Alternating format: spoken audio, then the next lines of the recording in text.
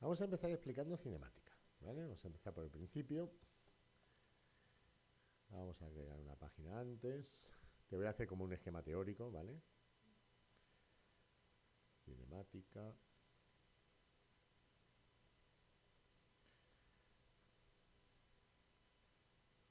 Vamos a ver primero movimientos en una dimensión.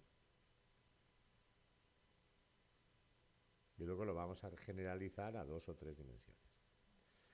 Movimientos en una dimensión significa que esto se va a mover a lo largo del eje X, ¿vale? O eje X, o eje Y, o eje Z, o una recta cualquiera. Pero es un movimiento a lo largo de una recta.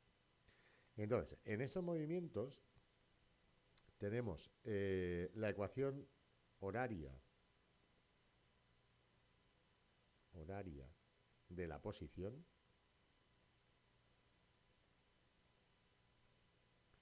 que yo voy a denotar como X, será X igual a una función del tiempo. También, además de horaria, se le llama ecuación paramétrica. Luego, de aquí vamos a sacar varias cosas. Tenemos la velocidad media en un intervalo de tiempo, en el intervalo T0T1 o T0TF, que es la velocidad media, la posición en el instante TF menos la posición en el instante T0 dividido de TF menos T0. Tenemos también la velocidad instantánea. La velocidad instantánea, en un instante t cualquiera, se halla como la derivada de la posición con respecto del tiempo. Bueno, las unidades de la posición en el sistema internacional serán los metros partidos los metros. Las unidades de velocidad, de cualquier velocidad, sea media o instantánea, serían los metros partidos segundo. Bien.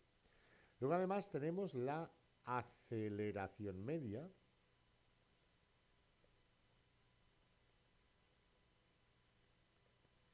La aceleración media se calcula en un intervalo de tiempo como la velocidad en el instante final del intervalo menos la velocidad en el instante inicial del intervalo dividido entre el instante final menos el instante inicial.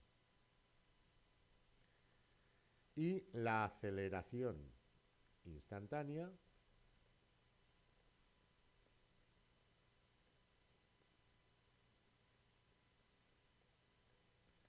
que sería la aceleración como función del tiempo igual a la derivada de la velocidad con respecto del tiempo. ¿Vale?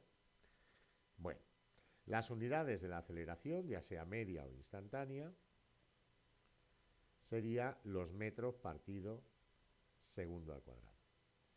Entonces, aquí tenemos dos tipos de movimientos. Cuando la aceleración es igual a cero, tendríamos un movimiento uniforme y rectilíneo, porque es en una dimensión.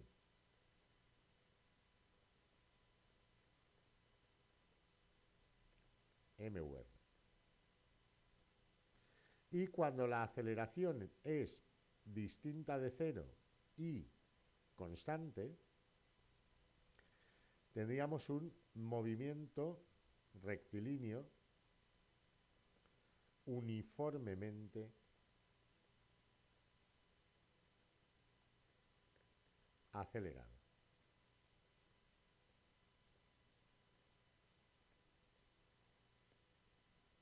Uniformemente acelerado.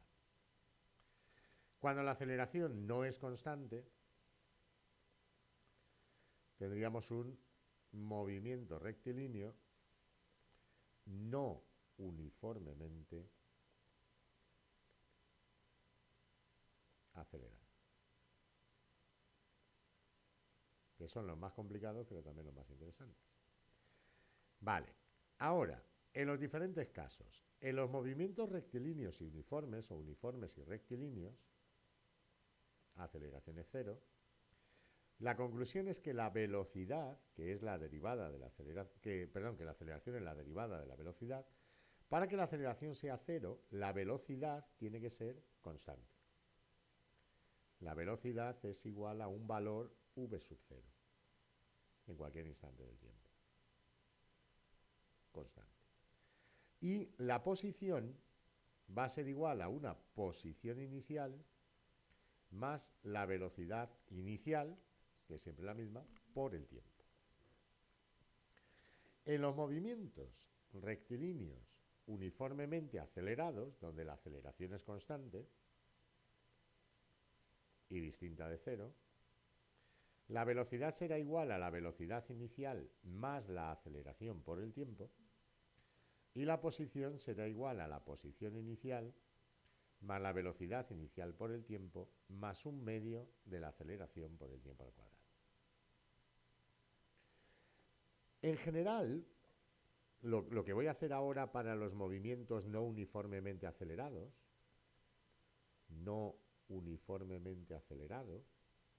donde la aceleración no es constante, lo que voy a hacer aquí también vale en general. O sea, estas ecuaciones realmente salen de lo que vamos a hacer aquí aplicado a esos casos en que la aceleración es constante y que la aceleración es cero, ¿vale? Pero bueno, uno se las sabe directamente y las aplica, no hace falta deducirlas. Pero en los problemas donde la aceleración no sea constante, sí que vas a tener que hacer todo este procedimiento que vamos a usar. Nosotros partiremos de que la aceleración es igual a la derivada de la velocidad con respecto del tiempo. La aceleración es igual a la derivada de la velocidad con respecto del tiempo. Y lo que vamos a hacer es separar las variables, llevarme. Estoy suponiendo que conozco la aceleración como función del tiempo, ¿vale? Lo que hago es llevarme el tiempo a este lado, ¿vale? Para tener todo lo que depende del tiempo de un lado de la igualdad y la velocidad del otro. Quedaría diferencial de v es la aceleración como función del tiempo por diferencial de t. Bien, y ahora hay que integrar. Para integrar hay que conocer unos datos iniciales del problema. Voy a suponemos, que en cierto instante t0 la velocidad vale v0. O v, bueno, sí, vale v de t0. Es igual a v0, ¿vale? Entonces, en el lado izquierdo voy a integrar la velocidad entre ese valor v0 y el valor v en cualquier instante de diferencial de v. En el lado derecho voy a integrar entre t0 y t la fórmula que me den para la aceleración por diferencial de t. Bien, ahora, a partir de aquí, la integral de diferencial de v es v, ¿vale? Sabes integrar, ¿no? En las inmediatas por lo menos sí. La integral de diferencial de v es igual a v. A ver, porque es que me está pidiendo aquí esto. Ya. La integral de diferencial de v es igual a v.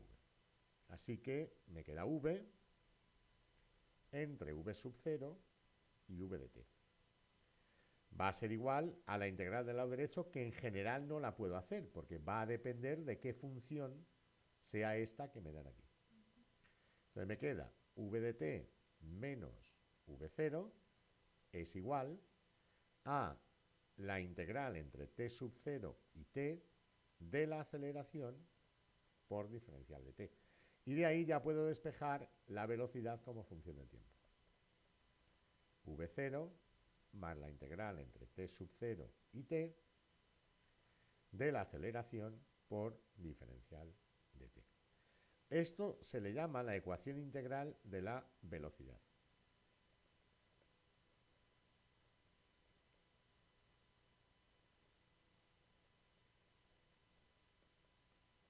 Velocidad. Luego, para hallar la posición como función del tiempo,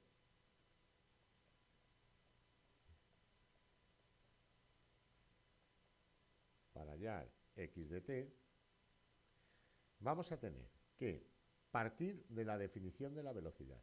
La velocidad como función del tiempo es la derivada de x con respecto a t. Entonces, suponemos, o nos tienen que decir de alguna manera, suponemos que la posición en cierto instante t0 es x sub 0. Aquí separamos variables. V de t por diferencial de t es diferencial de x. Y lo que hacemos es integrar en los dos lados. Del lado de aquí, el diferencial de x, lo voy a integrar entre x sub 0 y x en función del tiempo. Y eso será la integral entre t0 y t de v de t por diferencial de t. La integral de diferencial de x es x, ¿vale? Sustituido entre estos límites de integración me dará x de t menos x sub 0, igual a la integral que tenemos del lado derecho, que va a depender de la función que me den para la velocidad. Entonces, x en función del tiempo será igual a x sub 0 más la integral entre t sub 0 y t de v de t por diferencial de t. Y ya tenemos la ecuación integral de la posición.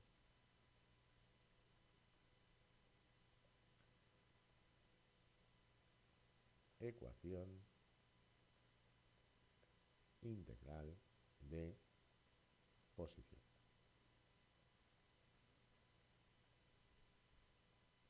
Vale, incluso esto. Muy bien. Ahora, ¿qué ocurre cuando tengamos problemas en dos dimensiones o en tres dimensiones? O sea, movimientos en dos o tres dimensiones.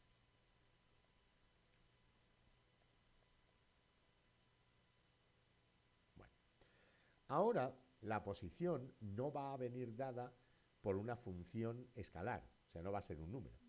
Va a venir dada por un vector definido respecto de cierto sistema de coordenadas que nosotros siempre, a menos que el problema nos obliga a tomar un sistema determinado, que nosotros siempre vamos a poder elegir, ¿vale?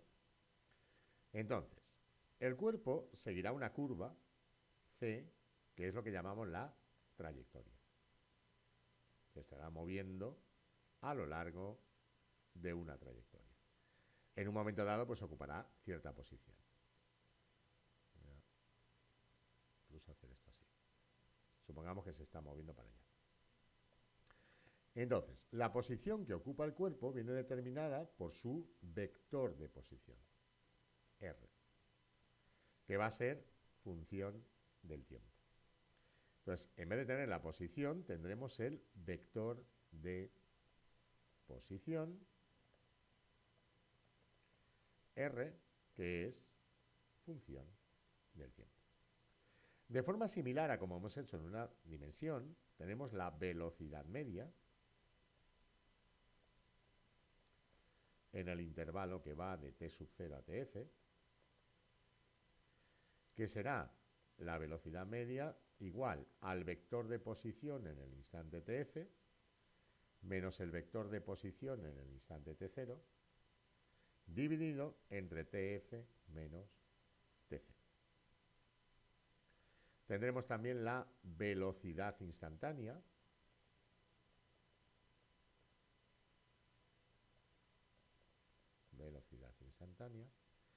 que será la derivada del vector de posición con respecto del tiempo. Tendremos la aceleración media,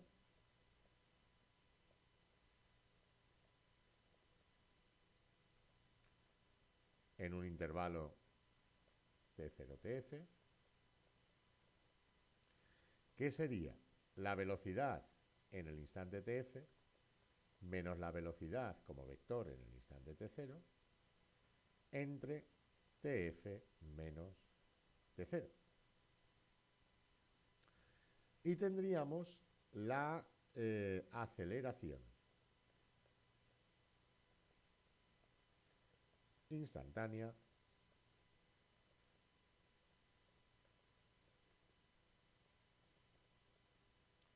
que será la derivada del vector, velocidad, perdón, con respecto del tiempo. ¿Vale? Las ecuaciones integrales van a ser idénticas. Lo que pasa ahora, lo que vamos a integrar son los vectores. Lo que es más difícil aquí, al ser un movimiento en varias dimensiones, no es tan obvio decir si es uniformemente acelerado o no, decir si es rectilíneo o no, ¿vale? Y para eso vamos a ver después una cosa que son las componentes intrínsecas de la aceleración. La aceleración normal y tangencial.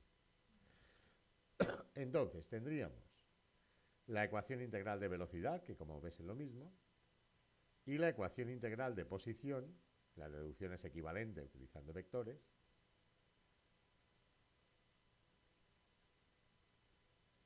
¿vale? Que se calculan exactamente igual que antes. Sería ecuación integral de velocidad y la ecuación integral de posición.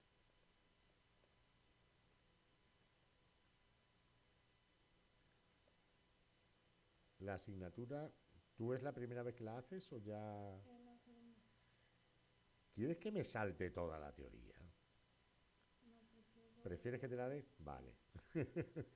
Yo lo que tú quieras. Tú mandas. Si tú me dices, yo quiero problemas, problemas, problemas y más problemas, yo te hago solo problemas. Si tú me dices, dame un esquema teórico antes, yo te hago el esquema teórico. Vale. Entonces tenemos ecuación integral de velocidad, ecuación integral de posición. ¿De acuerdo? Vale. Muy bien. Ahora, vamos a ver una cosa que son las componentes intrínsecas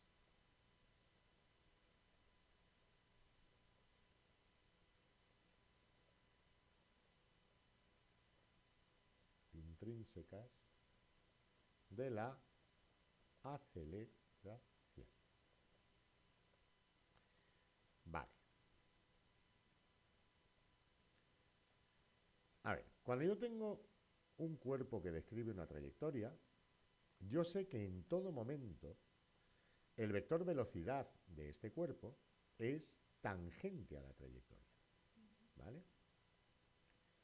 Este es el vector velocidad, es tangente a la trayectoria en cualquier punto. Si yo me vengo a otro punto de la trayectoria, el vector velocidad cambia, pero sigue siendo tangente a la trayectoria.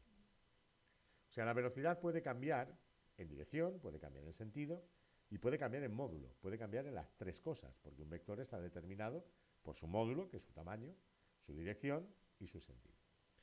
Entonces, lo que vamos a definir aquí, en primer lugar, es un vector que voy a llamar tau,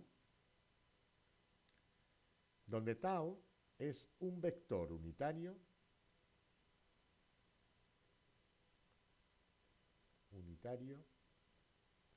tangente a la trayectoria.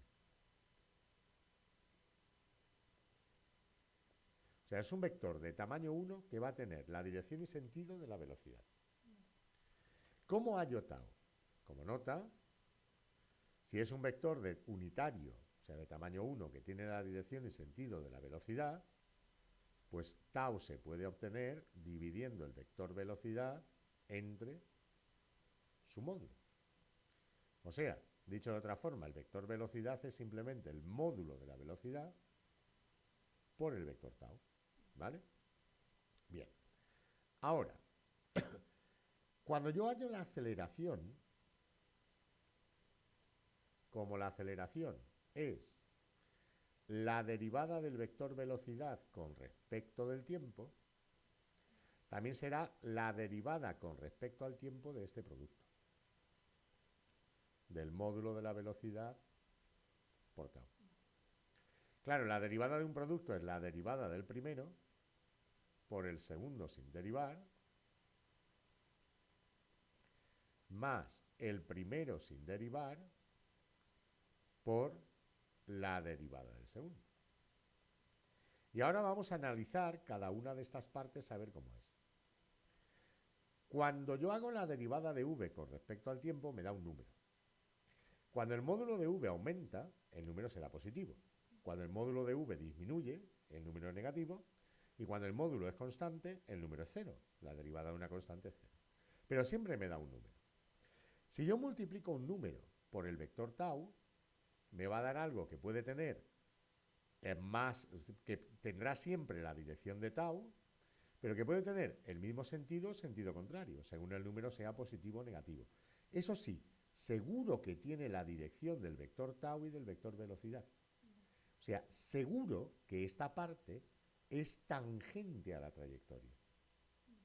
Entonces, como esta parte es tangente a la trayectoria, la vamos a llamar aceleración tangencial. Es la componente de la aceleración tangente a la trayectoria. Derivada del módulo de v con respecto al tiempo por tau, tiene la misma dirección que tau, la dirección de tau y de v,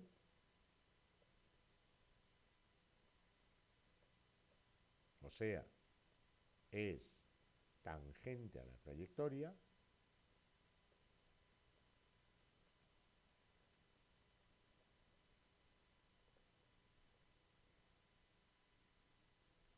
tendrá el mismo sentido de v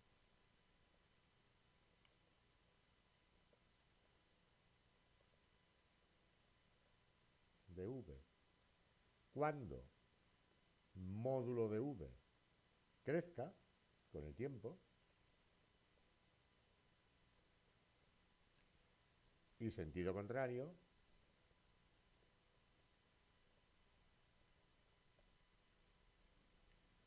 si módulo de v disminuye con el tiempo.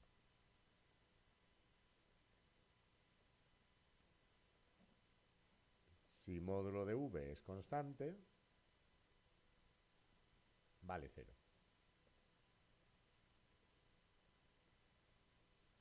Entonces, mide cómo varía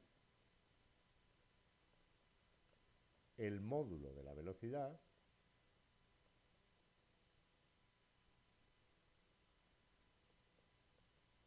con el tiempo.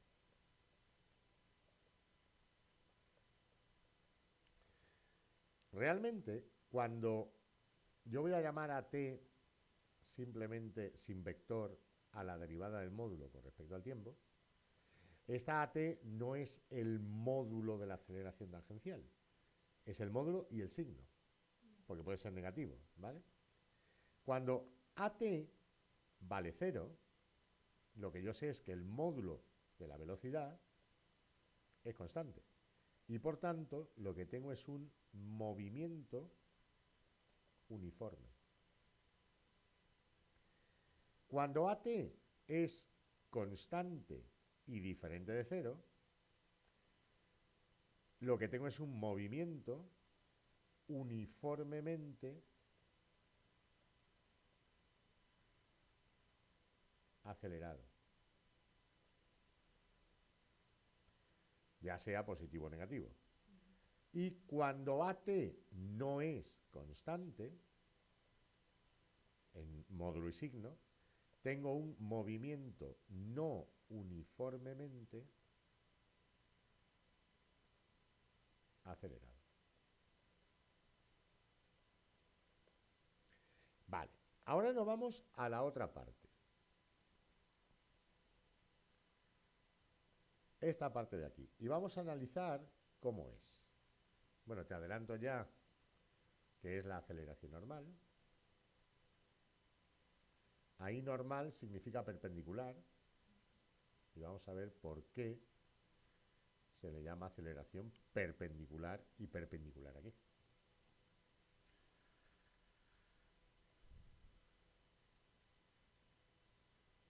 Vale. A ver, aquí lo puse directo, pero no puse lo que era. aceleración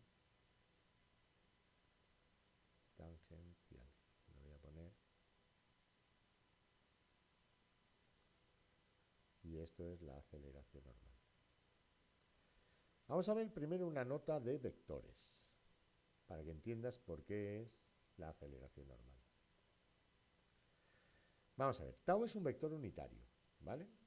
Si tú te acuerdas, tú para hacer el módulo de un vector, simplemente hacías la raíz cuadrada del producto escalar del vector consigo mismo, ¿vale? Eso es lo que da la x al cuadrado, más la y al cuadrado, más la z al cuadrado. Es x por x, más y por y, más z por z. Es el producto escalar del vector consigo mismo. Entonces, tú sabes que esto vale 1, porque es un vector unitario, vale siempre 1. Entonces, el producto escalar de tau por tau también vale siempre 1. ¿De acuerdo? Lo que voy a hacer ahora es derivar esto con respecto al tiempo. Derivo con respecto del tiempo. Me queda la derivada del producto de tau por tau con respecto del tiempo es la derivada de 1, pero la derivada de 1 es 0. Conclusión. ¿Cómo se hace la derivada de un producto? Pues derivada de un producto escalar del primero con respecto al tiempo por el segundo sin derivar más el primero sin derivar por la derivada del segundo con respecto al tiempo. Pero claro, el producto escalar es conmutativo. Da lo mismo hacer la derivada de tau por tau que hacer tau por la derivada de tau. Las dos cosas son las mismas. Entonces, esto lo puedo poner como 2 tau por derivada de tau con respecto al tiempo es igual a 0. Si dividimos entre 2, nos daría que tau por la derivada de tau con respecto del tiempo es igual a 0. ¿Y qué significa que un producto escalar sea 0? Que o son perpendiculares o uno de los dos vectores es el vector 0. Y no estamos en ese caso, porque hay velocidad. Tau no es el vector 0. Su derivada puede ser 0, eso sí es cierto, pero tau en principio no es el vector 0. Entonces lo que concluyo es que tau y la derivada de tau con respecto al tiempo son perpendiculares. ¿De acuerdo? Por eso yo sé que la aceleración tangencial, que es paralela al la aceleración normal, que es paralela al vector tau, que es paralela a la derivada de tau con respecto al tiempo, va a ser perpendicular al vector tau. Pero es que el vector tau es paralelo a la velocidad. Y esto es, eso no significa igual, significa paralelo, lo voy a poner así. Paralelo.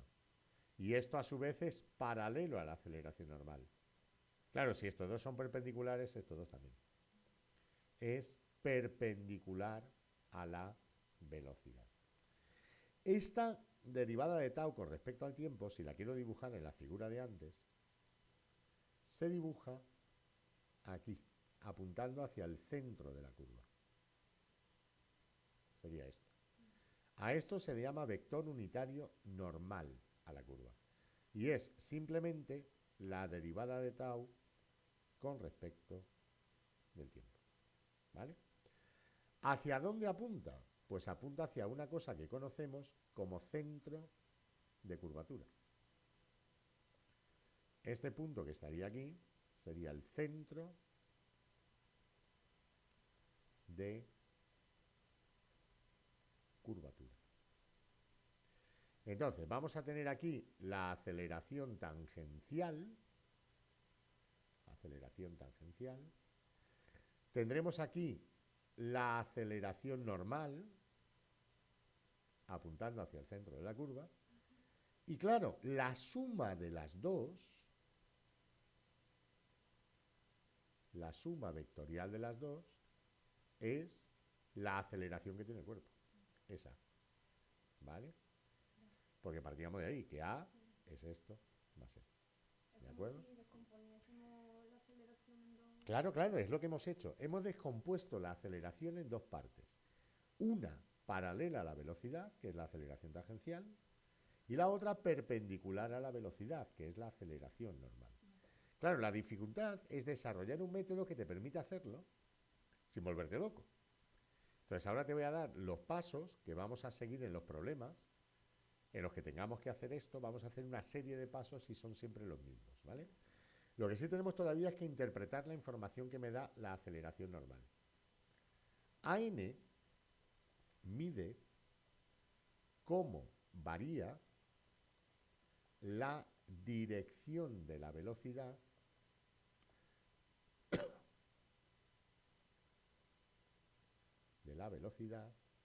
con el tiempo.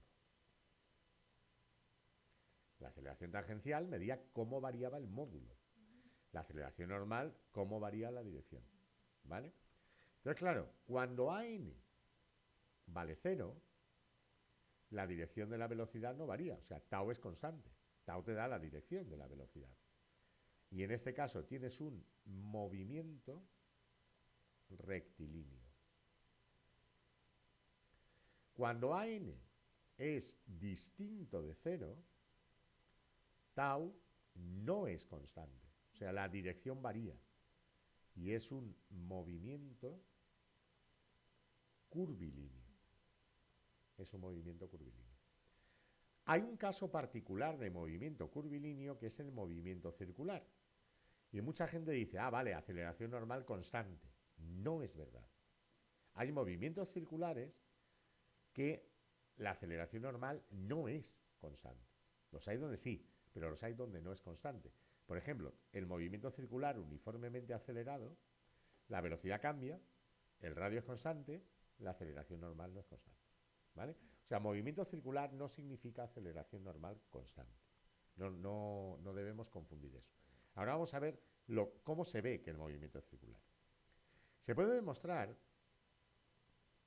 que la aceleración, no lo voy a hacer, porque es larga la demostración y no te la van a pedir, pero se puede demostrar que la aceleración normal es igual al módulo de la velocidad elevada al cuadrado, bueno, el módulo de la aceleración normal, que es lo mismo, dividido del radio de curvatura. Radio de curvatura. De aquí se puede despejar el radio de curvatura como el módulo de la velocidad al cuadrado entre el módulo de la aceleración normal. ¿Vale? Y entonces vas a tener lo siguiente. Pasos a seguir en estos problemas de aceleración normal y tangencial. Pasos a seguir.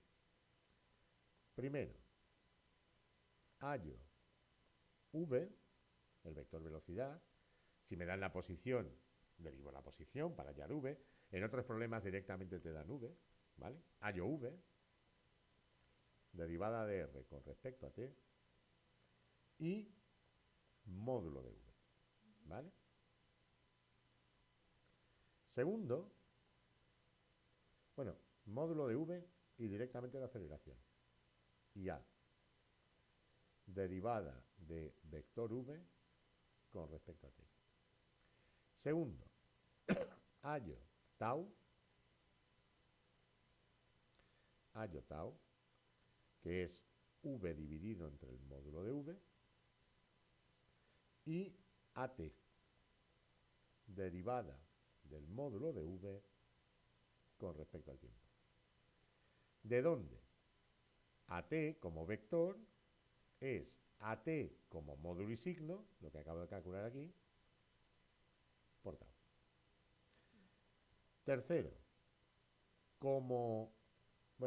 hallo AN, la aceleración normal. Hallo AN. ¿Cómo? Yo sé que A, la aceleración total, es la aceleración normal más la aceleración tangencial. Entonces, la aceleración normal será la aceleración total menos la aceleración tangencial. Y cuarto, hallo módulo de AN y radio de curvatura, que es el módulo de la velocidad al cuadrado, dividido del módulo de aire. Si me piden el centro de curvatura, si me lo piden, esto también, si me lo piden, claro. Si me lo piden, el centro de curvatura será igual a la posición que ocupa el cuerpo más el radio de curvatura por el vector unitario normal. Y el vector unitario normal es AN dividido entre el módulo de aire. ¿Vale? Así es como se halla la posición del centro de curvatura. Muy bien. Vamos a ver entonces. Vale, únicamente explicarte un caso particular de movimiento que son los movimientos parabólicos. No solo los tiros, bueno, sí, los tiros parabólicos.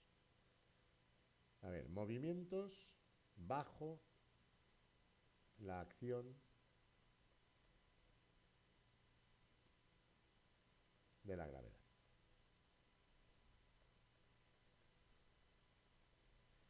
Lo que siempre actúa es la aceleración de la gravedad. Siempre actúa la aceleración de la gravedad. G igual lo que te diga el profe, si te dice 10, si te dice 9,81, 9,81, 9,79, 9,79, lo que sea, pero es de la forma menos G, o sea, un número, el que te diga él, por J, en el eje Y. En el eje X puede haber aceleración o no, dependerá del problema. Si te dice que sopla el viento y que el viento mueve una hoja de un árbol con cierta aceleración en el eje X, entonces la hay, porque lo dice el problema. Si no te lo dice, pues normalmente no lo hay, pero podría haber aceleración. Entonces, en el eje X, normalmente, tenemos un movimiento uniforme. Eso quiere decir que Vx será siempre igual a la velocidad inicial en X y que y que X será la posición inicial más la velocidad inicial en X por el tiempo. Claro, ya te digo, si el profe te dice que aquí hay una aceleración, pues lo tendrás que poner como movimiento uniformemente acelerado, ¿vale? En el eje Y tenemos un movimiento uniformemente acelerado. Donde la velocidad en Y será la velocidad inicial en Y menos gt. ¿Por qué menos? Porque apunta para abajo. Vamos a tomar positivo a la derecha y para arriba.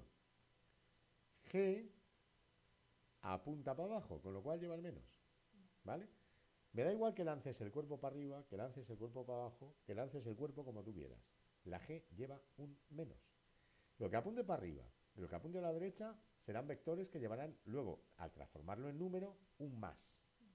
Lo que apunte a la izquierda y lo que apunte para abajo llevará un menos. ¿Vale? Lo digo porque en primero de bachillerato muchas veces dicen, cuando lanzo el cuerpo para arriba, tomo G negativa. Cuando lanzo el cuerpo para abajo, tomo G positiva. Y eso luego da lugar a muchas confusiones. No se debe hacer así. Luego, la Y, al ser un movimiento uniformemente acelerado, será I sub 0 más V sub 0I por el tiempo menos un medio de G por el tiempo al cuadrado. Claro, la V0X y la V0Y dependerán muchas veces del ángulo de lanzamiento. Te dirán el módulo de la velocidad y el ángulo con el que tú lanzas el cuerpo. Esta es la velocidad V, V0, esto es V0Y, esto es V0X. Entonces, si tú conoces el ángulo que forma la velocidad con la horizontal, V0X, en este triángulo rectángulo, es el cateto contiguo a este ángulo. Entonces se calcula multiplicando por el coseno de alfa. V0Y es el cateto opuesto a este ángulo. Entonces se calculará multiplicando por el seno de alfa. ¿Vale? Muchas veces habrá que hacer eso. Luego, estas son las ecuaciones que hay. Olvídate de aprenderte ecuación de tiempo de vuelo, ecuación de altura máxima, ecuación de alcance, ecuación de nada. No hay que saberse ninguna ecuación más que esas cuatro. Porque todo lo demás sale de imponer ecuaciones, o sea, condiciones en estas cuatro ecuaciones. Por ejemplo, si te dicen altura máxima,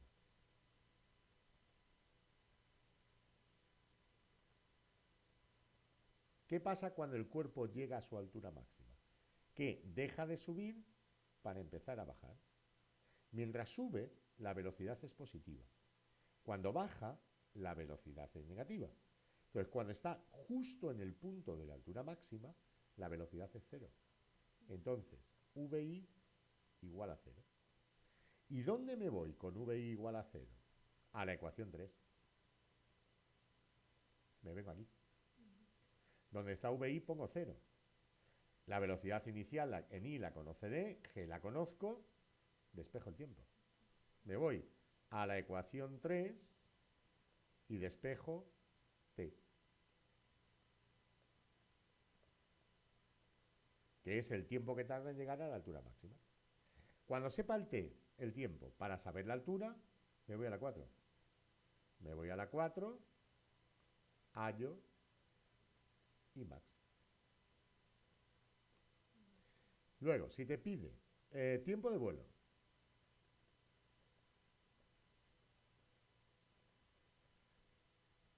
el tiempo de vuelo es el tiempo desde que tú lo has lanzado hasta que llega. No, el tiempo total que está volando, que está en el aire. Pero ¿hasta que llega a dónde? Dilo. Es que quiero que lo digas. Todo el mundo dice hasta que llega al suelo. ¿No? ¿Sí? Tú lanzas. Claro, claro, hasta que llega al suelo, es lo mismo, hasta que la altura final es cero. ¿Y quién te ha dicho que la altura final es cero? Mira. Yo lanzo un objeto desde aquí abajo, el objeto sube y cae encima de una mesa. ¿La altura final es cero? No. La altura final no tiene por qué ser cero. El problema siempre me dirá cuál es la altura final. De alguna manera. O sea, si me dicen que lanzan un objeto desde un avión, el objeto cae al mar, la altura final es cero.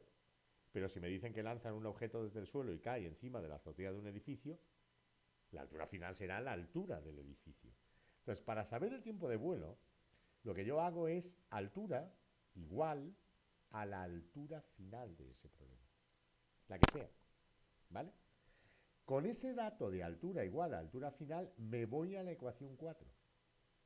Porque conozco la Y. Esta Y es la altura final. Me voy a la ecuación 4 y sustituyo. ¿Vale? ¿Y qué despejo de ahí? El tiempo. Despejo, tiempo de vuelo. ¿Vale? Porque esto será un número, esto es un número, esto es un número, esto es un número. Lo que me queda es una ecuación de segundo grado. Resuelvo la ecuación de segundo grado y ya tengo el tiempo de vuelo. Si me piden el alcance, alcance máximo, o sea, el máximo espacio que recorre en X. Bueno, pues primero hallo el tiempo de vuelo.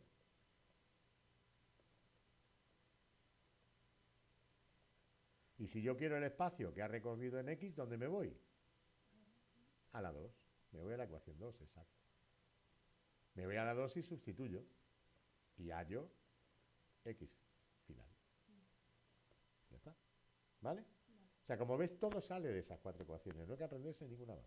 Todo sale de ahí. Vale, pues ya hemos dado toda la teoría. Bien, vamos a hacer una cosa. Un momento. Bien, vamos a ver. En este primer problema nos dice: una pelota se lanza verticalmente hacia arriba. Bueno, es de septiembre de 2016. Dice, una pelota se lanza verticalmente hacia arriba. ¿Cuál es su velocidad en el punto más alto de su recorrido? Y su aceleración. Bueno, esto es meramente teórico. Si tú lanzas un cuerpo hacia arriba, el cuerpo va a realizar una trayectoria vertical de subida y luego la misma trayectoria de bajada, ¿no? Cuando sube, en cualquier punto, la velocidad es un vector que apunta hacia arriba. O sea, va a ser igual a v, que es función del tiempo, por j. Este v, función del tiempo, como está subiendo, como es un vector que apunta hacia arriba, es positivo. Cuando el cuerpo baje, cuando estén bajando, va a tener una velocidad v, que también será función del tiempo, por j, pero ahora esta v es negativa, puesto que baja. Vale, entonces, mientras la pelota sube,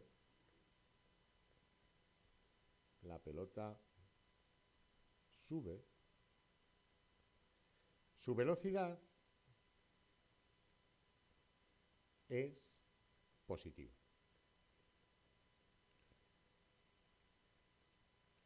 Mientras baja, es negativa. Y como la velocidad es una función continua,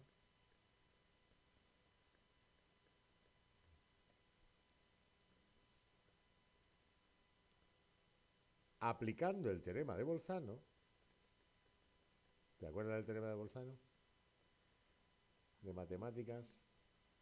El teorema de Bolzano decía que si tú tenías una función continua en un intervalo cerrado y en un extremo del intervalo tenías signo contrario al que tenía en el otro extremo del intervalo, en algún punto de en medio la función tenía que valer 0, por lo menos en un punto.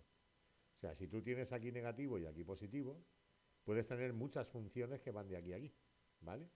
O sea, puede hacer así, puede hacer así, puede hacer lo que tú quieras. Pero siempre y cuando la función sea continua, por lo menos una vez va a cortar al eje de las x. O sea, por lo menos una vez va a ser 0. Entonces, es lo que estamos aplicando aquí. Mientras sube, la velocidad es positiva. Cuando empiece a bajar, la velocidad es negativa. Hay un punto entre esos dos instantes, hay un momento en el que la velocidad tiene que ser 0. ¿Vale? Aplicando el teorema de Bolzano, concluimos que la velocidad se anula en algún instante.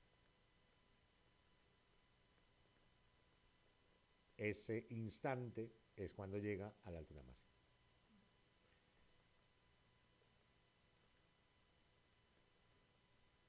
Cuando llega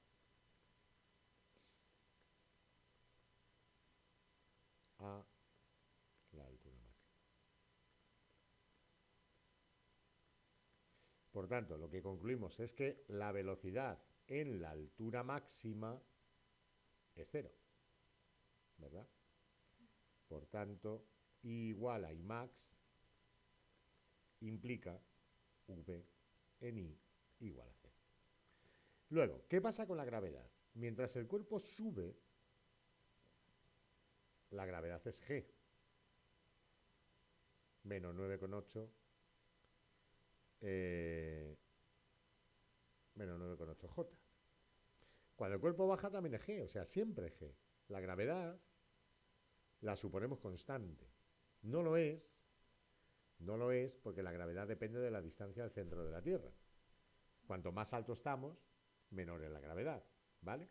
Sin embargo, a efectos de movimientos en intervalos de alturas de 100 metros o así, se puede suponer constante.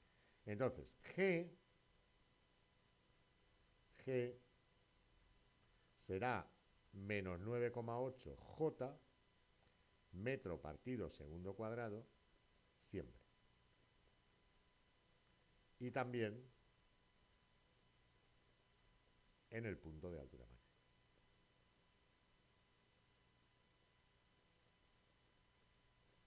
¿Vale? Siempre vale menos 9,8 J. Vale, ahora, otra. Ese es de febrero del 17. Dice, ¿puede un coche viajar con velocidad hacia el norte y aceleración hacia el sur? ¿En qué circunstancias? A ver, tú tienes un coche,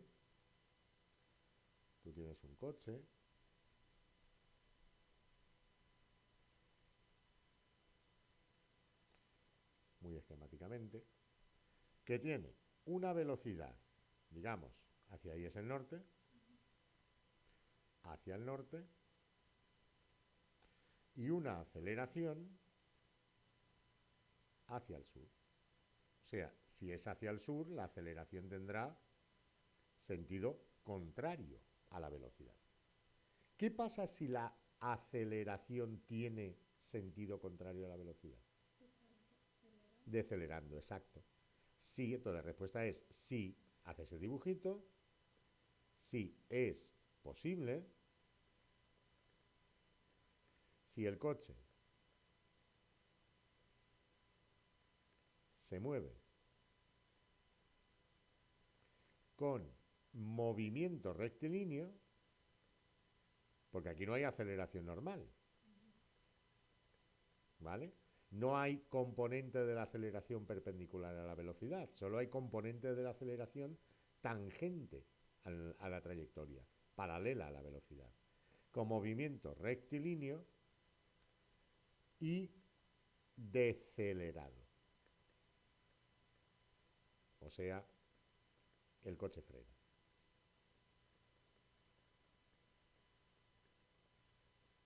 Tan fácil como eso. Bien. El siguiente nos dice, este es de movimiento circular. No lo hemos explicado, vamos a explicar el movimiento circular. Aquí, movimiento circular.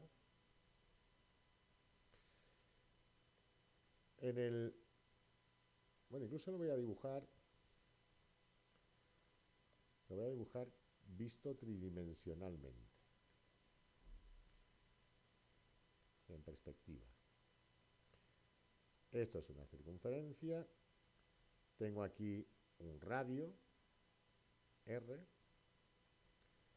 Voy a suponer que aquí es el 0, ¿vale? Este es el radio R, con su vector de posición.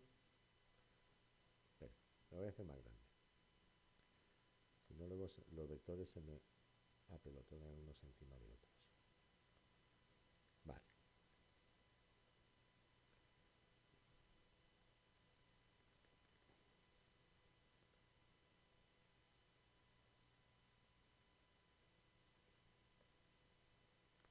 Tengo R. Tengo la velocidad. La velocidad en todo instante es perpendicular al radio. Voy a suponer que gira así, en sentido antihorario, visto desde arriba. ¿Vale? Tengo el vector velocidad. Tengo la aceleración tangencial, que ya sé que existe, o puede existir. Y tengo la aceleración normal apuntando hacia el centro. A su N. ¿Vale? Bueno, ahora, lo primero de todo es introducir aquí un vector ángulo. Yo tengo aquí un ángulo que ha girado. Yo lo voy a poner como diferencial de ángulo. Diferencial de ángulo que ha girado, ¿vale? Y lo voy a representar aquí como un vector apuntando hacia arriba. Este es el diferencial de ángulo. Diferencial de ángulo como vector. Un diferencial de ángulo como vector se toma el módulo, el diferencial de phi. La dirección perpendicular al plano en el que ha girado. Siempre. Y el sentido viene dado por la regla de la mano derecha. Tú colocas la mano derecha como agarrando un sacacorchos o un destornillador, ¿vale? Y extiendes el pulgar. Cuando giras en el sentido de los dedos, el pulgar apunta para arriba. ¿Por qué? Porque si tú hicieras así a un tornillo, el tornillo subiría. Cuando giras la mano con el pulgar para abajo y giras en sentido antihorario, el pulgar apunta para abajo. O sea, porque al girar así un sacacorchos o un destornillador, el tornillo bajaría, ¿vale? Entonces, este ángulo antihorario tiene un vector diferencial de phi hacia arriba. Si hubiera girado al revés, tendría un vector diferencial de phi hacia abajo, ¿vale? Entonces, llamamos velocidad angular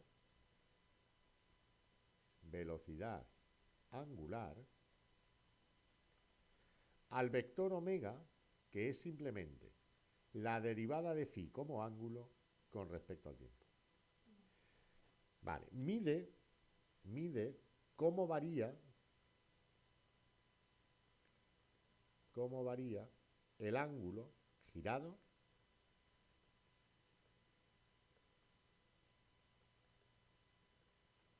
con respecto del tiempo.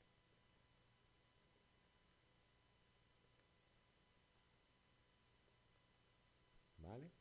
Las unidades de omega, también se puede poner en módulo, evidentemente, sin el vector, son los radianes partido segundo. Pero realmente el radian no existe como unidad.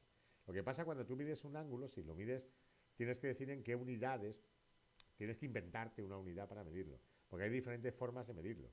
Se puede medir con grado, minutos, segundos, diciendo que la circunferencia completa son 360 grados, y se puede medir con radianes, diciendo que la circunferencia completa son 2 pi radianes. Pero claro, 2 pi 360 no es lo mismo. Entonces, para distinguir en qué lo estás midiendo, a una cosa le llama radian, a otra cosa le llama grados, ¿vale? Pero los radianes realmente no existen como unidad, ni los grados existen como unidad, ¿vale? Son adimensionales, realmente. Bien, entonces, ahora, ¿qué relación hay entre la velocidad angular omega y la velocidad normal v? Bueno, fíjate que si tú tienes omega para arriba y el radio para acá, voy a suponer que está aquí para que se vea mejor, omega, si tú multiplicas vectorialmente omega por el radio, o sea, al girar así, por aplicación de la regla de la mano derecha, te saldría un vector para adentro del papel. Te daría algo dibujado hacia el interior del papel. Y ese algo dibujado hacia el interior del papel, sería aquí, en este punto, es justo la velocidad. Eso también se deduce de lo siguiente. Mira, cuando tú multiplicas el radio por el ángulo, si tú multiplicas el radio de una circunferencia por el ángulo, te da el arco. O sea, si tú tienes esto es el ángulo diferencial de phi, esto es el arco diferencial de s y eso es el radio. El radio por el ángulo en radianes te da el arco. Por eso, la longitud total de la circunferencia es 2πr, porque el ángulo total es 2π. Multiplicado por el radio te da la longitud total, el arco total de la circunferencia. Claro, ¿qué ocurre si ahora esto lo divides entre diferencial de t? Que aquí tienes el módulo de la velocidad. Aquí tienes omega. El módulo de omega. ¿Lo ves? Entonces, en módulo, v es omega r. En vector, v es el producto vectorial de omega por r. ¿Vale? Bien. Luego, vamos a derivar esto. O sea, nos tenemos que quedar ya con estas ecuaciones de aquí. ¿Qué ocurre ahora si yo derivo la velocidad? Tengo la derivada de la velocidad con respecto del tiempo es la aceleración. Entonces, la aceleración sería la derivada del primero, derivada de omega con respecto al tiempo, por v sin derivar, más omega sin derivar por la derivada, perdón, por r sin derivar, disculpa, r sin derivar, más omega sin derivar por la derivada de r con respecto al tiempo. Claro, la derivada de omega con respecto al tiempo le llamamos alfa. Derivada de omega con respecto al tiempo. Y es la aceleración angular. Se mide en radianes partido segundo al cuadrado. Esto va a ser igual entonces a alfa multiplicado por r más omega multiplicado por v. Omega multiplicado por v. Vamos a ver qué dirección tiene alfa multiplicado por r. Alfa, desde luego alfa tiene la misma dirección de omega. puede tener el mismo sentido que omega o sentido contrario a omega. Yo voy a suponer que tiene el mismo sentido que omega, que apunta también para arriba. Si apuntara para abajo, lo único que cambia luego es el sentido del producto, ¿vale? Pero no la dirección del producto. Yo tengo alfa para arriba y R a la derecha. ¿Cómo sería este producto vectorial de alfa por R? Hacia adentro del papel. Al girar así, el sacacorchos entra en el papel. Si tú giras así un tornillo, está entrando. El pulgar te dice para dónde entra, ¿verdad? Bien, entonces, esto es alfa por R. Si te das cuenta, paralelo a V, ¿verdad? Y por tanto, tangente a la circunferencia, como V.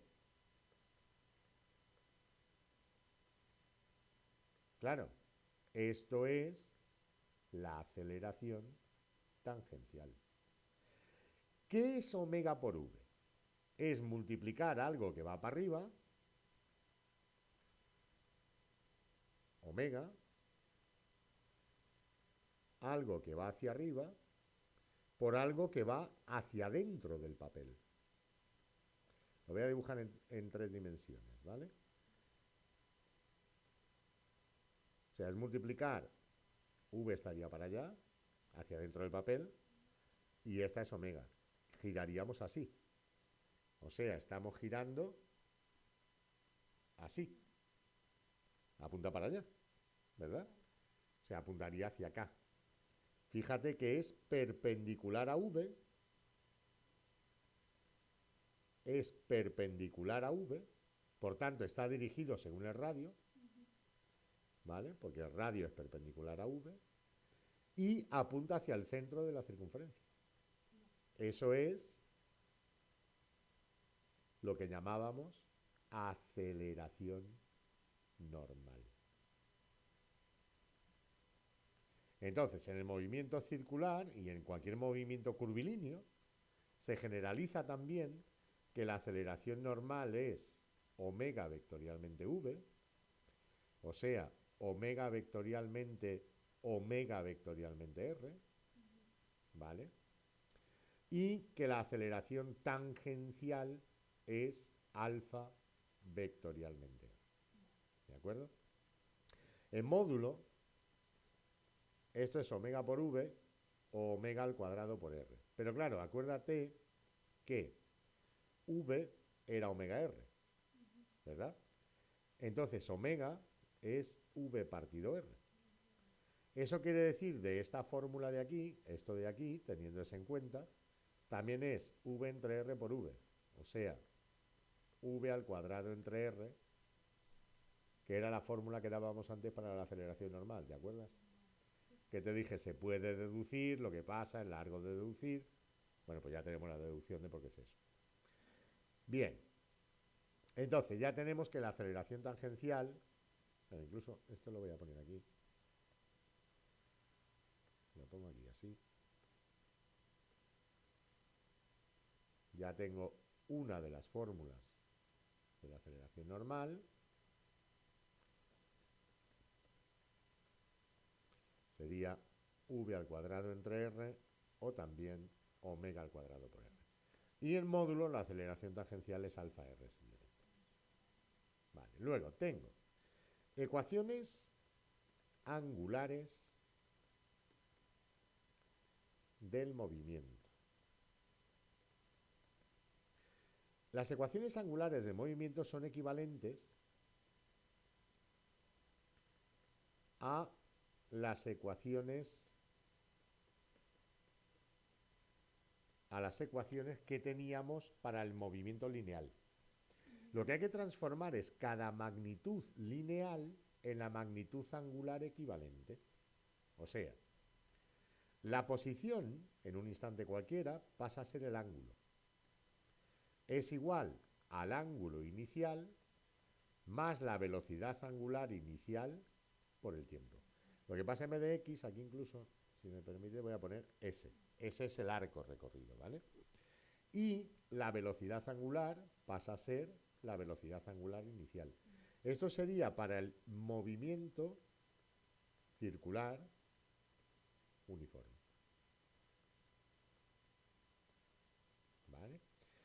Para el movimiento circular uniformemente acelerado,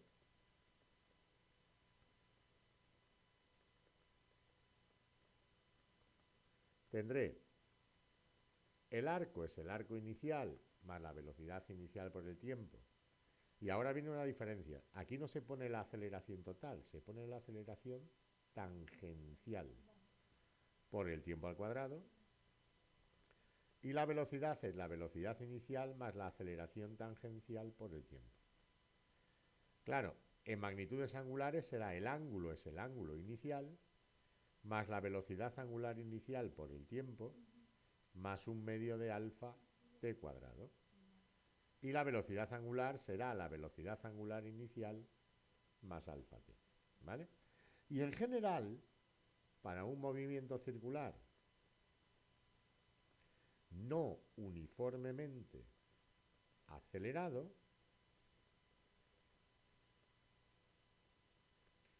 tendré que el ángulo, bueno, tendré la posición, es la posición inicial más la integral entre el instante t0 y el instante t de la velocidad por diferencial de t.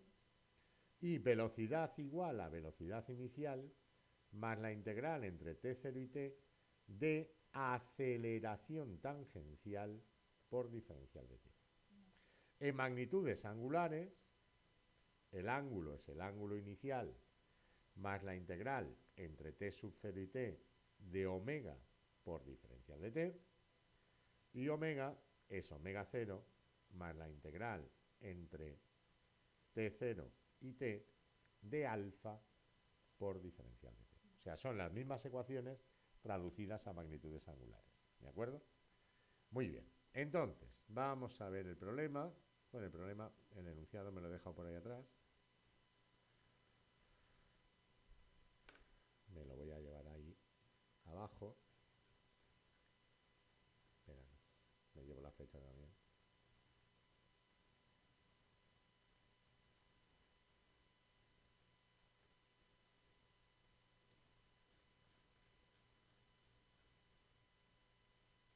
Vale. El problema dice, en un movimiento circular uniforme, ¿cómo cambia la aceleración si la velocidad se hace el doble? ¿Y si el radio se reduce a la tercera parte? A ver, aquí hay una contradicción en este problema, que a mí estas contradicciones me hacen mucha gracia. Si es circular uniforme, ¿cómo leche va a cambiar la velocidad al doble? Si es circular uniforme, la velocidad es constante. ¿Vale? Eso es una contradicción del problema. Pero bueno, lo dejamos pasar, lo dejamos pasar y decimos, a ver, si es un movimiento circular uniforme, a aceleración tangencial igual a 0. Por tanto, la aceleración es igual a la aceleración normal. Y la aceleración normal es la velocidad al cuadrado entre radio. Entonces, la aceleración inicial, la velocidad inicial al cuadrado entre radio. La aceleración final, la velocidad final al cuadrado entre radio. Pero claro, dice que la velocidad se hace el doble. O sea, me están diciendo que la velocidad final es 2 veces la velocidad inicial. Eso quiere decir que la aceleración final es 2 velocidad inicial al cuadrado entre radio. 4v0 cuadrado entre r. Y claro, esto es la aceleración inicial. 4 aceleración inicial. O sea, se cuadriplica. Se cuadriplica. ¿Y si el radio se reduce a la tercera parte? Bueno, yo tengo que la aceleración final será la velocidad inicial al cuadrado, la velocidad no cambia, entre el radio final. O sea, va a ser igual a la velocidad inicial al cuadrado entre, se reduce a la tercera parte, entre el radio inicial dividido entre 3. Ese 3 que divide en el denominador pasa adelante multiplicando. 3 velocidad inicial al cuadrado dividida entre radio. O sea, 3 aceleración inicial. Conclusión, se triplica. Se triplica. ¿Vale? Este de aquí, del año pasado, este es de tu examen del año pasado, dice, un proyectil se mueve siguiendo una parábola, sin resistencia del aire. ¿Existe algún punto de su trayectoria en la que los vectores velocidad y aceleración sean paralelos o antiparalelos? ¿Y en la que sean perpendiculares? Bueno, vamos a ver. Yo voy a dibujar una parábola. Aproximadamente. Sería algo así. ¿Vale? La aceleración que actúa en todo momento es la gravedad. Es constante. Ese sería ahí el punto de altura máxima.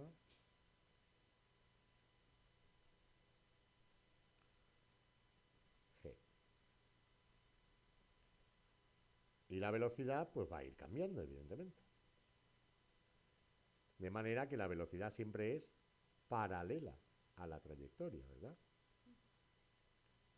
Siempre es tangente a la trayectoria, mejor dicho. Aquí sería horizontal, porque este representa el punto de altura máxima.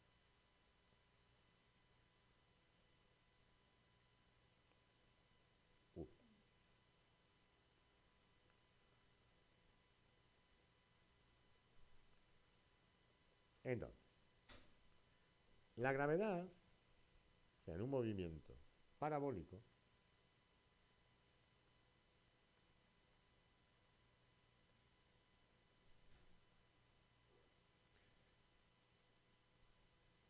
la aceleración es igual a g menos 9,8j constante. Bien, la velocidad, mejor dicho, si la velocidad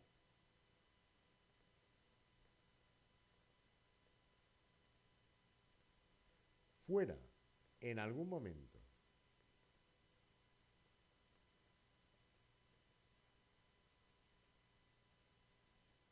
paralela o antiparalela a g, tendría que ser vertical. Pero si la velocidad es vertical, el movimiento no es parabólico.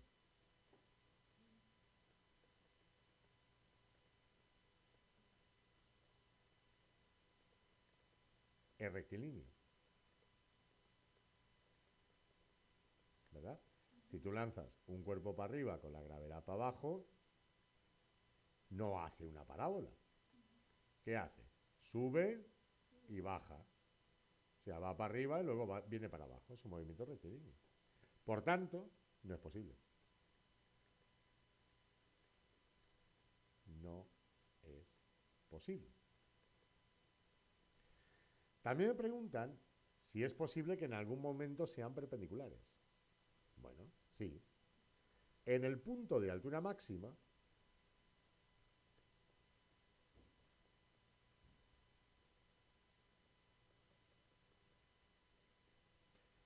V es Vx por Y. Perpendicular a G, que es menos G por J. ¿Vale? Por tanto, son perpendiculares en el punto de altura máxima.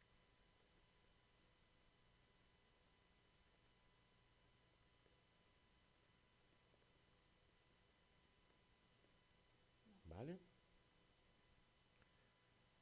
Es de entender, simplemente. Dice, dan algunos ejemplos de movimiento en 3 dimensiones en los cuales las direcciones de los vectores velocidad y aceleración sean opuestas, las mismas o mutuamente perpendiculares. A ver, movimiento en 3 dimensiones donde la dirección del vector velocidad y aceleración sea opuesta. Por ejemplo, tú puedes poner R. A ver, primero vamos a decir la condición. Me está diciendo que la derivada de... vale, por ejemplo, la velocidad vamos a suponer que es 2, 1, 3 y la aceleración menos 2, menos 1, menos 3. Ya está. Direcciones opuestas.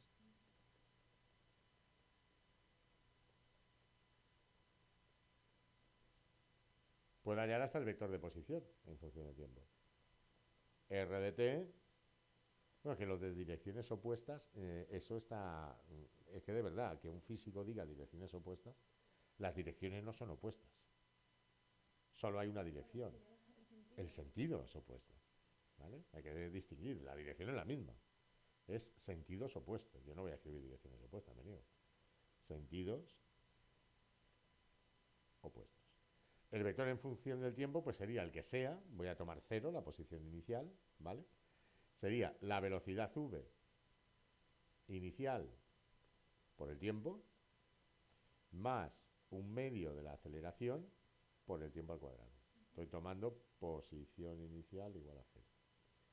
Entonces, me queda r en función del tiempo igual a 2t menos t cuadrado, ¿verdad? Es este por t más un medio de este por t cuadrado, coma, t menos un medio de t cuadrado, coma, 3t menos 3 medios de t cuadrado. Y ya está, ya lo tengo hecho. ¿Vale? Luego, que sean las mismas, que sea la misma dirección de sentido. Pues ya está. V0, 2, 1, 3. Voy a poner unidades, porque sabes que si no ponemos unidades no hemos hecho nada. Y la aceleración 4, 2, 6. Bueno, o sea, exactamente igual. O sea, misma dirección de sentido. Multiplico por un número positivo y ya está. Tienen mismo sentido.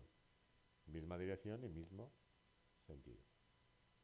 Y el vector de posición, v0 por t más un medio de a por t al cuadrado, pues nos quedaría simplemente 2t más 2t cuadrado, t más t cuadrado, 3t más 3t cuadrado, ¿verdad? Haciendo la ecuación. Y luego, que sean mutuamente perpendiculares. Aquí es donde se complica la cosa. A ver, para que velocidad y aceleración sean mutuamente perpendiculares en todo momento, tiene que ser un movimiento circular uniforme, ¿verdad? Pues el ejemplo C, o para el caso C, en un movimiento circular uniforme. Ya está. Pero claro, ¿cómo describo eso? Muy fácil. Es una circunferencia. Una circunferencia, sus ecuaciones paramétricas, son que la x es igual al radio por el coseno de omega t y que la y es igual al radio por el seno de omega t. O al revés, ¿vale?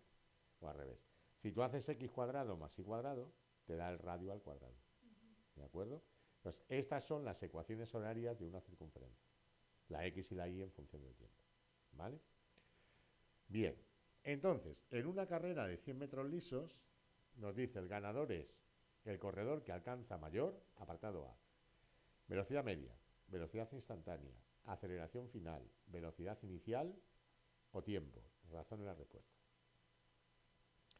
A ver, el ganador es el que tarda menos tiempo, ¿no? El ganador es quien tarda menos tiempo.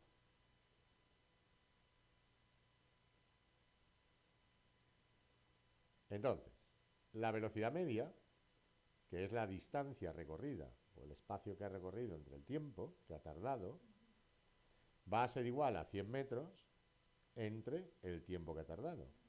Cuanto menor sea el tiempo, mayor es el cociente, mayor es la velocidad media. Entonces, cuanto menor sea el tiempo,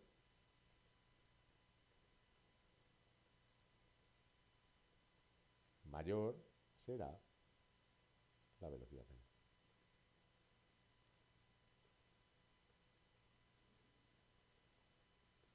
¿Vale? La velocidad instantánea no, porque puede ser que una persona vaya muy deprisa, más rápido que todos los demás, y de repente se caiga. Ha tenido la máxima velocidad instantánea, pero no ha llegado el primero. La aceleración final tampoco. La aceleración final es que al final ha acelerado mucho, pero si ha ido muy despacio todo el camino, ¿qué más da eso? La velocidad inicial, esto lo que determina la velocidad inicial es el que sale más deprisa, ¿verdad? El que sale más rápido de los sitios esos donde ponen los pies. El que tarde más tiempo es el último que llega, o sea, las demás no tienen sentido, ¿vale? Bien. Luego, describa un caso en que la velocidad de una partícula sea horizontal y su aceleración sea vertical. Eso es lo de los tiros verticales, ¿no? No. En un tiro vertical la velocidad es vertical. Aquí dice horizontal. Que la velocidad sea horizontal y la aceleración vertical. Lo hemos visto ya. En el punto de altura máxima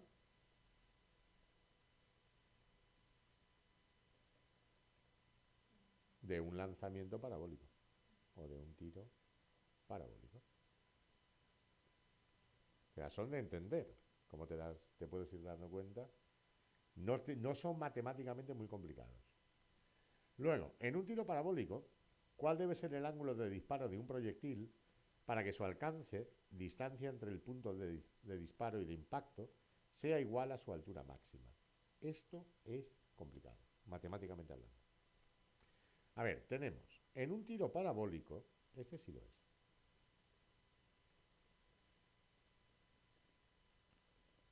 En un tiro parabólico, yo sé que x era igual a, voy a tomar x sub 0 como 0, ¿vale? Era x sub 0 más velocidad inicial en x por el tiempo. Vx, v0x.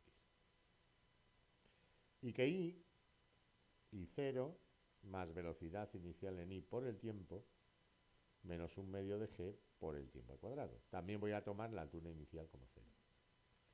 Vi era v0i menos gt. Entonces, en el punto de altura máxima,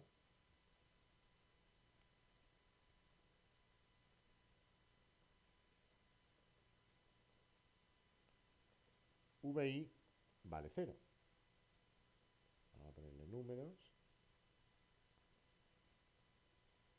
Entonces, me voy a la ecuación 4. 0, v sub 0 en i menos gt. gt igual a v0i. Y por tanto, el tiempo de llegar a la altura máxima es v0i partido g. La altura máxima valdrá, porque eso me da el tiempo que tarda en llegar, pero no cuánto vale. Tengo que hallarla porque me dicen que el alcance tiene que ser igual a la altura máxima. La altura máxima valdrá, pues ahora lo sustituyo en la ecuación 3 para hallar la altura. La altura máxima sería v sub 0 en i por v sub 0 en i dividido entre g, menos un medio de g por v sub 0 en i dividido entre g al cuadrado. Esto me va a dar v sub 0 en i al cuadrado dividido entre g, menos un medio de g por v sub 0i al cuadrado entre g cuadrado. Claro, aquí el cuadrado con la g se nos va. Esto es algo menos un medio de ese algo.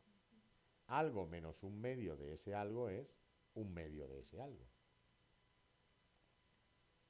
Y tenemos la fórmula de la altura máxima. V sub 0 en i al cuadrado entre 2g. ¿Vale? Luego, el alcance. Suponiendo altura final igual a 0, no me voy a complicar el problema, es lo que dan por hecho. Tendré de la ecuación 4, ¿es la 4 creo? ¿O la 3? De la 3. De la ecuación 3, que 0 es v sub 0 en i por el tiempo menos un medio de g por el tiempo al cuadrado. Claro, puedo sacar el tiempo factor común. De v sub 0 en i menos un medio de gt.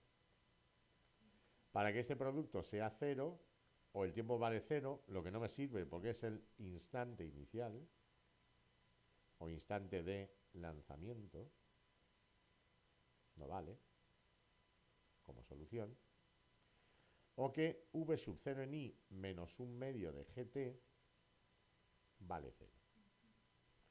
Y aquí sería un medio de gt igual a v0i, el 2 sube multiplicando y la g dividiendo, o sea, t de vuelo sería 2v sub 0 en i partido g. El tiempo de vuelo, cuando la altura inicial y la altura final son iguales, el tiempo de vuelo es exactamente el doble del tiempo de altura máxima. Pero atención, solo cuando la altura inicial es igual que la altura final. Pero si tú lanzas algo desde el suelo para que llegue encima de una mesa, o algo desde encima de la mesa para que llegue al suelo, ahí las alturas inicial y final no son iguales y el tiempo de vuelo no es el doble del tiempo de altura máxima, ¿vale? Solo cuando la altura inicial es igual a la altura final. Vale, ahora, con el tiempo de vuelo, a donde me voy es a la ecuación de las x, a la ecuación 1, para hallar el alcance. Me voy a la ecuación 1 y tengo que la x máxima va a ser v sub 0x por el tiempo de vuelo, por 2v sub 0 en i partido g. O sea, 2v0x, v0i partido g. Vale, ahora, si la x máxima es igual que la y máxima, que es lo que me están planteando, 2v0x, v0i partido g ha de ser igual a la altura máxima, que era v sub 0i al cuadrado entre 2g. v0i al cuadrado entre 2g. G se cancela con g. Una v0i con una v0i. Este v0x puede pasar aquí dividiendo y el 2 multiplicando. Sería 2 por 2, 4. Es v sub 0i entre v sub 0x. ¿Por qué despejo esto? Porque fíjate que si tú lanzas el cuerpo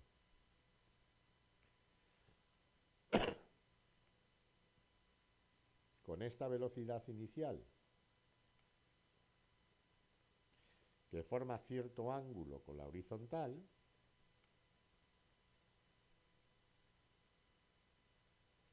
la tangente del ángulo alfa de tiro es el cateto opuesto entre el cateto contiguo. O sea, es justo v0i entre v0x. O sea, tangente de alfa igual a 4, arco tangente de 4. Y ya tenemos la respuesta. Calculadora en mano te da el ángulo. Lo puedes dar en grados, minutos y segundos, lo puedes dar en radianes, como tú quieras. Se admiten los dos, ¿vale? Bien, pero esa es la forma de hacerlo. Este era matemáticamente complicado, ya te lo he adelantado. Claro, hay una cosa que si tú te sabes la fórmula de la x máxima, te deduces o sea, te ahorra la deducción. Pero eso no vale lo mismo que hacer esto, ¿vale? O sea, aplicarlo directamente, hombre, el profe te puntuará, pero no es lo mismo. No es lo mismo. Vale. Eso ya son problemas. Bueno, al ser cuestiones, te lo admite. En los problemas no, en las cuestiones sí te lo admite. Vale, esto ya es un problema. Dice, el reloj conocido como Big Ben tiene dos agujas con longitudes 3,5, la manecilla horaria, y 2,9 metros el minutero. Calcule cuál es la velocidad angular de ambas manecillas, así como la aceleración y velocidad lineales en sus respectivos extremos. Bueno, vamos a ver. La velocidad angular, antes no lo definí, pero en un movimiento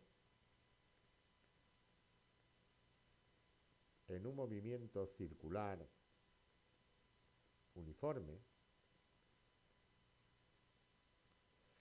tenemos que el periodo, que es el tiempo que tarda en dar una vuelta.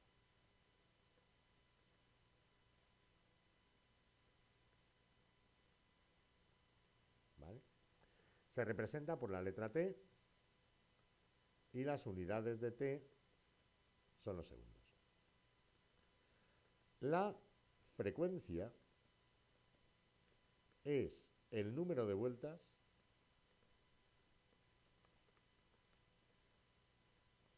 que da por unidad de tiempo.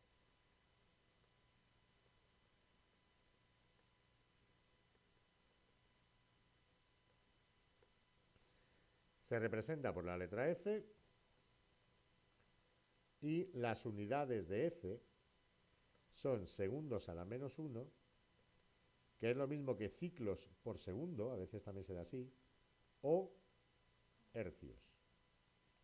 Las revoluciones por minuto, RPM, revolución partido minuto, son equivalentes a los ciclos por segundo, porque una revolución partido minuto, o a los hercios, ¿vale? Una revolución partido minuto sería, lo multiplico por 2 pi radianes que hay en una revolución. No, perdón. No, mentira. Lo multiplico por un minuto donde hay 60 segundos. Entonces te da 1 partido 60 revoluciones partido segundo. O sea, 1 entre 60 hercios o ciclos por segundo. Ciclo, revolución, ¿vale? Es lo mismo. Vale. Y luego, la frecuencia y el periodo se relacionan con la velocidad angular. Al ser constante, la velocidad angular se puede hallar como el ángulo de una vuelta, 2 pi radianes, dividido entre el periodo. Y también como 2 pi por el número de vueltas que da en un segundo, por F. ¿Verdad? El número de vueltas por 2 pi me da los radianes que ha girado partido segundo. Entonces, también es verdad que la frecuencia es 1 entre el periodo. ¿Vale? Bien, entonces, el problema nos pide hallar la velocidad angular de cada uno de ellos, así como la aceleración y la velocidad lineales en sus respectivos extremos. Bueno, vamos a verlo. Voy a bajarme esto. Vale. Para la aguja de las horas.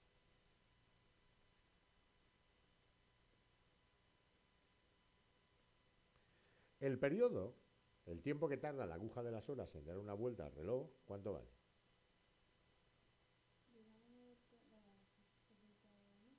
No, la de las horas no, esa es la de los minutos. A ver, las horas empiezas en 12, ¿no? O en 0. 1, 2, 3, 4, 6, 7, 8, 9, 10, 11. 12. No, 12. A las 12 horas ha dado la vuelta. En 24 horas ha dado 2 vueltas. Tú piensas en el reloj del ayuntamiento, ¿vale? Uno de esos. El periodo son 12 horas. Evidentemente hay que pasarlo a segundos, ¿vale? Sería por 3.600 segundos que hay en una hora. O sea, 60 minutos por 60 segundos. Son 3.600 segundos. Entonces, 12 por 3.600 me daría 36.000, 43.200. 43.200 segundos. Ahora, omega es 2 pi entre el periodo. 2 pi entre 43.200. Simplificando, eso sería pi entre A ver, esto dividido entre 2, 40.000, son 21.600. Unidades radianes partido segundo. Ahora, una vez que sé omega, como sé el radio, ya puedo hallar la velocidad lineal. La velocidad v, recuerda que se relacionaba con omega como que v era omega por el radio. O sea, pi dividido de 21.600 multiplicado por el radio, que es 3,5. Que es 3,5. Esto está mal. A ver, que yo sepa, la manecilla de las horas siempre es más corta que la manecilla de los minutos. Pero vamos a hacer lo que dicen ellos. Él te da este número, tú pones el número que te ha dado. Lo que dé en metros partidos segundo, la cuenta, ¿vale? Y luego, la aceleración que hay es la normal, la aceleración tangencial no hay, porque el movimiento es uniforme, ¿de acuerdo? Entonces la aceleración normal la puedes hacer como omega al cuadrado multiplicado por r, lo que te daría pi entre 21.600 al cuadrado por 3,5 metro partido segundo cuadrado.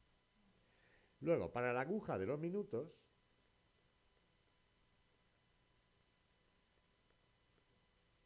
el periodo son 60 minutos. Ahí sí. O sea, por 60 segundos que hay en un minuto, 3.600 segundos. Y sería volver a hacer lo mismo que hemos hecho, pero ya con el dato de la aguja de los minutos. El radio nos dice que es 2,9 metros. ¿Vale? Está mal. O sea, siempre los minutos, la aguja de los minutos es más larga que la de las horas. Pero bueno, fallos tontos. A ver, el tejado de una casa forma un ángulo de 20 grados con la horizontal. Una pelota cae rodando sobre el tejado y lo abandona con una velocidad de 4 metros partido segundo. La distancia vertical entre el extremo del tejado y el suelo es de 8 metros. Vale. Pregunta, ¿durante cuánto tiempo está la pelota en el aire? Vamos a ver, el tejado forma 20 grados con la horizontal, pero evidentemente hacia abajo. La va bajando. Esto sería la velocidad inicial, paralela al tejado. El vector velocidad inicial. Con la componente X que está aquí es con la que forma 20 grados. O sea, este ángulo son 20 grados. Es lo que te está diciendo. Y esto es la componente Y de la velocidad inicial. Ahora ya puedo hallar la velocidad inicial en X, que es velocidad inicial coseno de 20 grados,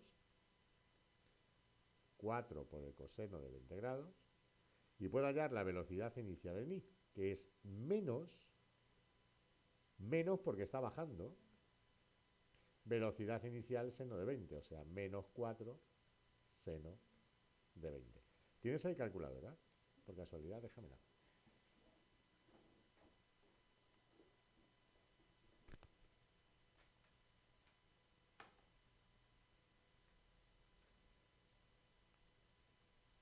Vale, entonces sería 4 por coseno de 20, 3,76, redondeando a dos decimales,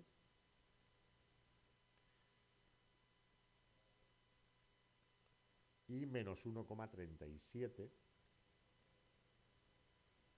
metros partido segundo, también redondeando a dos decimales.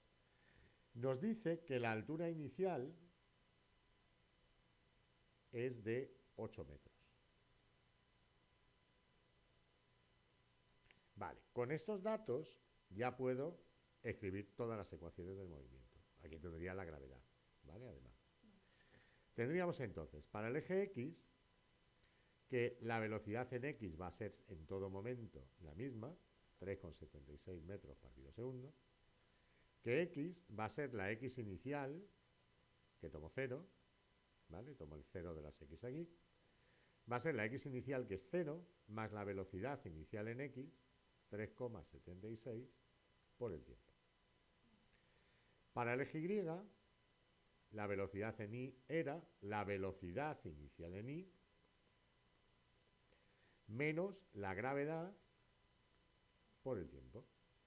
Y la altura I era la altura inicial más la velocidad inicial en I por el tiempo, menos un medio de la gravedad, un medio de 9,8 es 4,9, por el tiempo al cuadrado.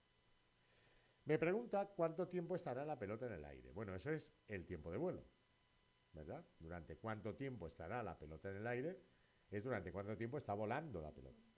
Pero lo que tengo que hacer es altura igual a altura final. Claro, evidentemente en este problema sí, la altura final es cuando llega al suelo, es 0. ¿Vale? El problema, pues, por lógica, sabemos que va a llegar hasta el suelo. La altura final es 0.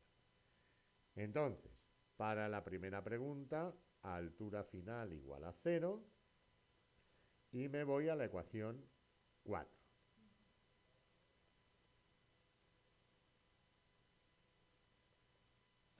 Me voy a la ecuación 4 y tengo que 0 es igual a 8 menos 1,37t menos 4,9t cuadrado.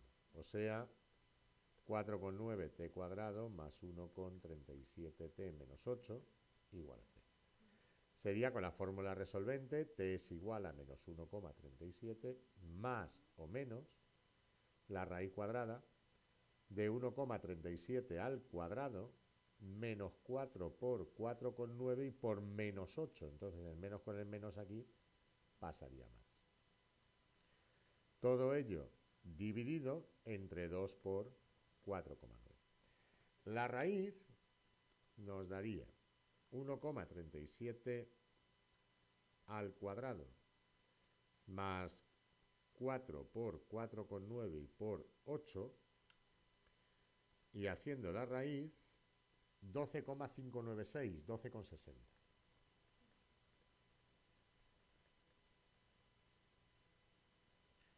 Entre 9,8. Entonces, claro, con el más me da un tiempo positivo. Sería T1 igual a 12,60 menos 1,37 entre 9,8, 1,1459, 1,146 o 1,15 segundos. Y con el menos me da un tiempo T2 que es negativo. O sea, no me vale. ¿Vale? Es anterior al lanzamiento. Yo quiero algo que pasa en el futuro, después del lanzamiento. Me interesa el tiempo positivo. Bien, luego, ¿a qué distancia de la base de la casa cae la pelota al suelo? Bueno, eso es el alcance máximo. Yo ya he hallado el tiempo de vuelo, pues es simplemente irme a la ecuación 2, ¿vale? A la ecuación 2. Entonces, en la B, me voy a la ecuación 2, la x máxima será igual, era 3,72, ¿puede ser? 0,76. Será 3,76 por el tiempo de vuelo, por 1,15. Y eso ya me da el alcance máximo. 3,76 por 1,15, 4,32 metros. Luego, ¿cuál es el módulo, en la C, cuál es el módulo de la velocidad de la pelota en el momento en el que cae al suelo? Bueno, cuando llega al suelo, yo sé que el módulo de la velocidad final va a ser la raíz de la velocidad final en x al cuadrado más la velocidad final en y al cuadrado. Esta la sé porque es siempre la misma, pero esta sí que la tengo que calcular con el tiempo que me dicen ahí.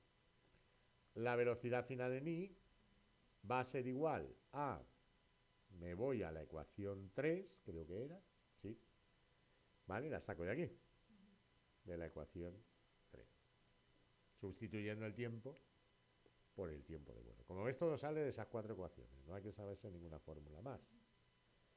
¿Vale? Me voy a la ecuación 3, sustituyo el tiempo por el tiempo de vuelo y tenemos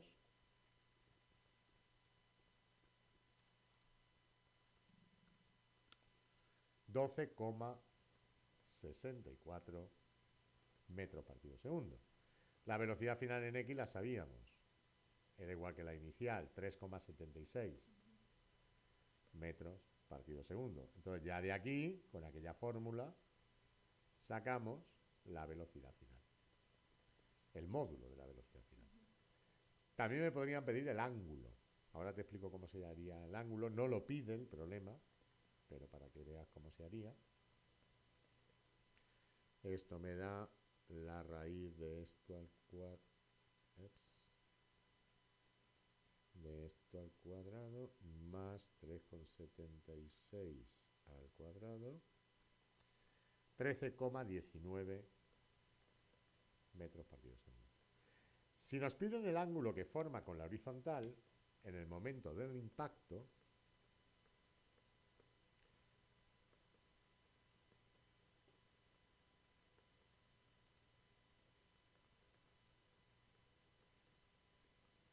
con la horizontal,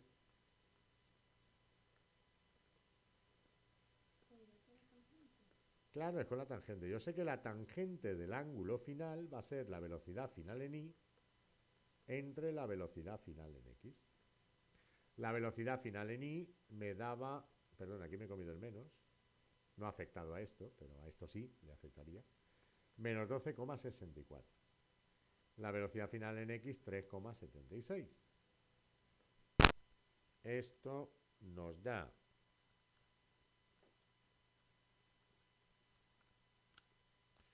3,3617. Y ahora, con la calculadora, saco el ángulo menos 3,3617. Saco el ángulo final. El ángulo final es la arcotangente de este valor y la calculadora me diría menos 73 grados, 26 minutos y 2 segundos. Claro, menos, este menos, indica que baja. Indica que baja. Porque la velocidad tiene que formar un ángulo en el momento del impacto por debajo de la horizontal. Claro, este es el ángulo alfa, ¿vale? Que forma la velocidad final. Ese ángulo alfa final evidentemente es negativo, ¿vale? Es negativo. Muy bien. Bueno, pues... A ver, espera. Vamos a